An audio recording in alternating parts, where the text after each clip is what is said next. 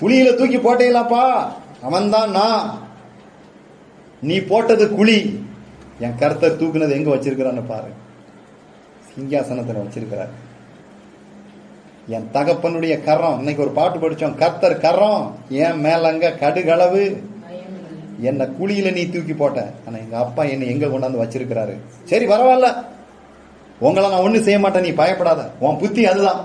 நீ செஞ்ச தீமையிலையும் ஒரு உன் கூட இருந்து நான் கும்மி அடிச்சுக்கிட்டு இருந்தா அங்க இன்னும் ஆடு மேய்ச்சிக்கிட்டு தான் இருந்திருப்பேன்.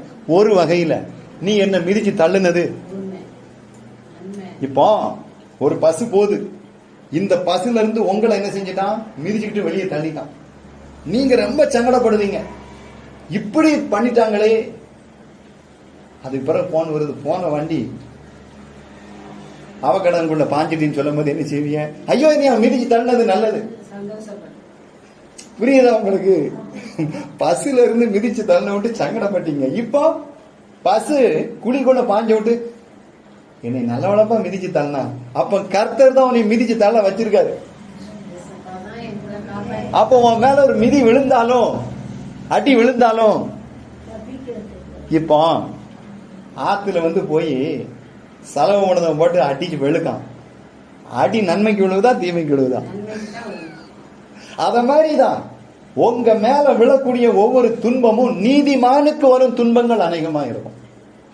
ஒருத்தனுக்கு கஷ்டமே வரலான்ட்டாம்னா அவனை ஆண்டவர் அப்படியே, நான் சொன்னோம்ல போன வாரம் பிரசங்கத்தில் என்ன சொன்னேன், ஆத்துக்கு குளிக்க போகக்கூடிய அழுக்கு துணியை கட்டி அதை சோப்பை போடலன்னா ஆத்துல விட போறான்னு அர்த்தம். வெளுத்து எடுக்கானா வீட்டுக்கு கொண்டு வர போறான்னு அர்த்தம். இப்போ உங்களை ஒண்ணுமே உங்க வாழ்க்கையில கஷ்ட நஷ்டம் வரல, நல்ல ஏமாத்தி சந்தோஷமா பாவம் பண்ணி இருந்துகிட்டு இருக்கோம்னா கஷ்டர் மூட்டை கட்டி வச்சிட்டாரு கர்த்தரு. ஒன்னு எரிப்பாரு, இல்ல வெள்ளத்துல போடுவோம், ஏதோ ஒண்ணு இருக்கு. உன்னை குத்தி புளிஞ்சி சோப்பு போட்டு நல்ல காரம் போட்டு அவிச்சு வெளுத்து காயப்படுதாருன்னா மடிச்சு வீட்டுக்கு கொண்டு போறாருன்னு அர்த்தம். இப்ப பரலோக வீட்டுக்கு உன்னைய கொண்டு போகிறதுக்கு தான் இங்க வெளுத்து எடுக்கார ஆவியானவர். அதான் வெளிப்படுத்தின விசேஷத்தில் எழுதப்பட்டிருக்கிறது. இவ்வளவு கூட்டம் எங்க இருந்து வந்துச்சு?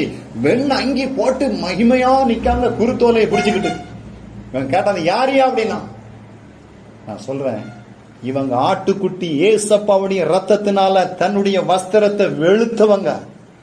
இப்போ நம்மளுடைய வஸ்திரத்தை அவர் வெளுத்து எடுத்துக்கிட்டு இருக்கிறாரு. நம்ம ஆட்டுக்குட்டியினுடைய ரத்தத்தால நம்ம வெளுக்கப்பட்டவங்க. அதான் சொல்லுவேன், இவன் நல்ல ஆள் வெளுத்து இருக்கான.